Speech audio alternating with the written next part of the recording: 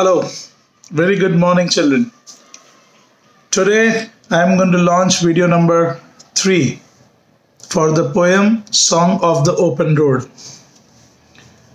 आज का जो वीडियो है वो बहुत ही इम्पॉर्टेंट है. 12th स्टैंडर्ड इंग्लिश की एग्जामिनेशंस में एक क्वेश्चन आता है जिसे हम कहते हैं एप्रिसिएशन ऑफ द पोएम. और ये appreciation is not only important for your examination, but if a child knows the appreciation, he gets an overall idea about the poem. For example, who is the poet? What is the name of the poem? What is the rhyme scheme used in the poem? Then what are the figure of speeches that you will face in this poem? What is the central idea of the poem? So, appreciation of the poem, if known, the chances are very high that you will be able to answer any question coming from that particular poem. Without wasting time, let's start appreciation of the poem. So let's start about the appreciation of the poem, and the first method, it's going to be divided into point format. There are 5 points, 5 head points that you have to remember, children. Number 1 is the title. Number 2 is the name of the poet. Number 3 is the rhyming scheme of the poem. Number 4 are the figure of speeches used in the poem. And number 5 is the theme or the central idea of the poem. So let's start over here. Point number 1 is the title. The title is Song of the Open Road.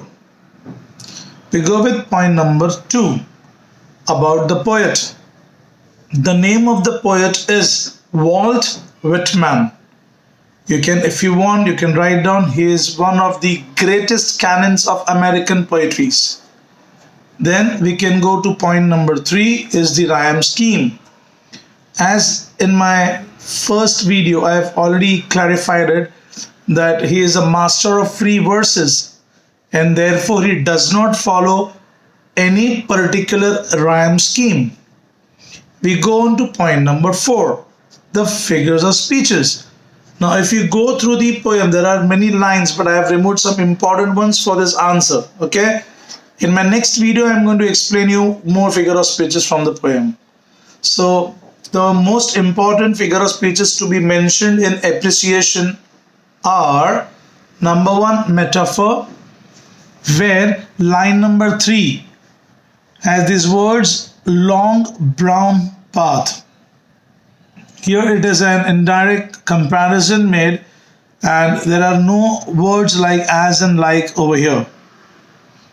My dear children, the speaker compares the journey of his life to a long brown path. Now, symbolizing the path of life and self-discovery. We go with point number 2 is personification. Now, line number 8. Line number 8, the speaker refers to the earth as sufficient. Here, he is attributing the human qualities to the natural world. Then we go with next one, and that is anaphora. Now line number 4 and 5, they contain a phrase called as henceforth I.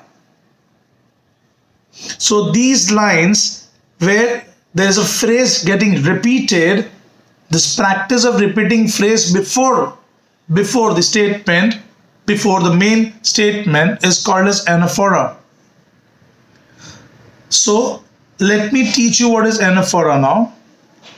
Anaphora is a rhetorical device that involves repeating of a word or a phrase at the beginning of multiple sentences, clauses or phrases. It is often used to emphasize repeated words, create rhythm and structure. Now I'll give you 3 examples of anaphora, very simple examples. The first one is, I love pizza. I love ice cream. I love cake. Here, the words I love in the beginning of every phrase emphasize it how important it's in a particular person's life, and so it's anaphora. Let's talk about some second example. You're as children and you get up every day in the morning, right? Okay, fine. So every morning I wake up, every morning I eat breakfast, every morning I go to school. Now here, every morning is repeated to create a poetic effect. Therefore, it is anaphora. We go with the third now example. Now, in the third example, it's very simple. Like there are certain times you get caught up, like dad says do this, and mama says do not do this. So, just one beautiful example I've made. You are damned if you do it, comma. You are damned if you don't. Here, you are damned is repeated. Repeat in front of the phrase, do it and don't do it. So this is done for creating a rhetorical, effect, and that's the reason it's anaphora. So I hope today you learned a new figure of speech called as anaphora. We quickly move on to the next point, and that is point number 5. Point number 5 is the central idea of the poem or theme of the poem. Now here, my dear children, like as we have done in the first video, it says individualism and self-reliance. The poet celebrates personal freedom and importance of pursuing one's own path, that is decision-taking process. No pressure, no peer pressure, no work pressure, no pressure from the elders, nothing. Then connection to the nature. The speaker emphasizes about the importance of harmony with the natural world and finds solace and inspiration in the nature. Then this poem is very interesting, and it talks about the transformative power of journey, where the poem highlights the potential for personal growth, self-discovery, travel and experience. If you remember, I told you nothing happens if you keep on sitting indoors. मैं किताब पढ़ूंगा, बस मेरी जिंदगी किताबें हैं, ऐसे नहीं हो सकता। मैं रूम बंद करके बैठूंगा, I'll watch Netflix, I'll watch Sony Live. That's not your life. You have to step out. If you don't step out, you don't know what opportunities are waiting for you. If you don't step out, you won't meet new people. If you don't step out, you will not know what is your own worth. So that is very important. And enduring relationships. See, if you remember, he said in one part that I don't want constellations to be nearer to me. That means he says I do not want such people who only come near to me when they need me, when they know that I am useful to them. He does not want them. At times now, because he is alone, he says, I don't even want my two closer ones. Like he says, I know my wife will be happy when I am gone with her kids. Children, they are grown up, so they will be happy in their own life. Somebody will be going to school, college. If they are much mature enough, they will be going to their office in their daily routine. So I don't want concept, but at the same time,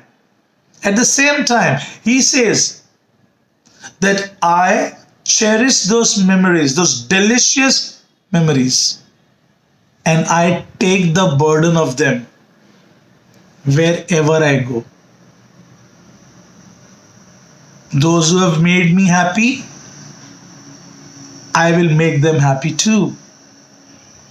So it's so important, These are the values of relationship. There are people who only want. Just imagine you meet your friend, whenever you meet him or her, always gripping, always wants your help. There might be days, there might be situations where you might be in need of their shoulders. But instead of providing you the mental support, again they keep on crying about their own problems. So what happens? You start maintaining distance from them. Okay, so this is the first method, that is point-wise writing the appreciation. Let's start with now paragraph format.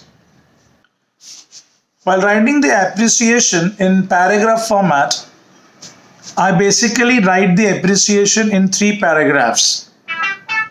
Let's talk about the first paragraph. So it will be very interesting and very simple way to start with. Walt Whitman's Song of the Open Road is a celebrated poem that explores themes of individualism, self-reliance, and the transformative power of the journey.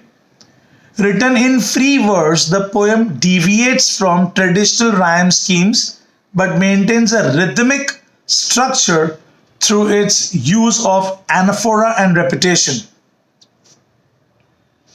This was the first paragraph. यहाँ पर आपने देखा, I started with Walt Whitman's Song of the Open Road. So name of the poet was there, name of the poem was there, and जो हमने point wise लिखा था central idea में, आपने अगर गौर किया रहेगा तो central idea के सारे points मैंने इसमें cover कर लिए. जैसे themes of individualism we've done there, self-reliance we have done there, transformative power of journey we have done there. So this is your first paragraph. Now we go with second paragraph. The poem is rich with figurative language. Figurative language का मतलब the poet has used lots of figures of speeches, including metaphors, personifications, and the anaphoras. The speaker compares their journey to the long brown path, the line number 3. It symbolizes the path of life and discovery, which is a metaphor. The earth, in line number 8, earth is personified as sufficient, attributing human qualities to the natural world. The central theme of the poem, now we go with the third paragraph. This is the final paragraph and the appreciation will end with this paragraph. The central theme of the poem is the celebration of individualism. मुझे क्या करना है, मुझे करने दीजिए, individualism. And the importance of pursuing one's own path. The speaker rejects societal constraints and embraces their personal freedom. When I say embraces, तो गले लगाना होता है. वो बोलता है पर्सनल फ्रीडम बहुत इंपॉर्टेंट है. ट्रू है. Now imagine if your parents force you, you have to become a doctor or you have to become an engineer. आपको कैसा लगेगा? अगर आपको एक्चुअरीज करना हो तो कुछ बच्चे हैं जिनको मास मीडिया करना रहता है. अगर ऐसे में आप सोसाइटी के प्रेशर में आओगे, you start doing things which you do not love or you do not like, you will get frustrated. And the most important point is you are losing your freedom of making a choice. Then we go further. Additionally, the poem highlights the transformative power of travel and experience, emphasizing the potential of growth and self-discovery. While the poem celebrates individuality, it also acknowledges enduring nature of human relationships. ऐसा नहीं है कि मैं individuality के पीछे हूँ, that means I am going to hurt everybody. At times you have to listen people also, my dear children. Certain times your decisions might be wrong because you're not that experienced. You've not seen the outside world. if you belong to a conservative family where moral values are given the topmost priority, and in such case, if you have to step out of your house, come late at night, like have to do some shoots and all the stuff, you're going to hurt your parents, you're going to hurt your family, and that's not good, where people make your parents' life horrible because of your decisions. Certain times, I'm telling you, not always. So, kabhi kabhi, by kabhi kabhi, I think always it's better to talk to your parents. If आपकी जो इच्छा है वो सराहना लायक है, they will accept it, or else they will put their point of view, and then you have to analyze.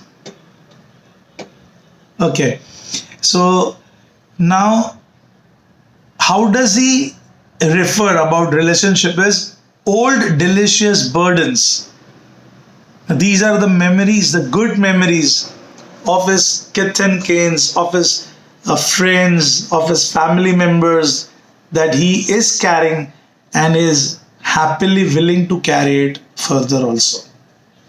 So we finished the appreciation in the paragraph format also. I hope you have understood it properly. Just you can pause, keep on revising what I have given you, and I think if you see this video 2 to 3 times, appreciation of the poem will be by hearted to you. All the best for your examinations. Study hard. There is nothing that we cannot do together. For such interesting videos, press the bell icon so that you don't miss them. Till then, take very good care of yourself.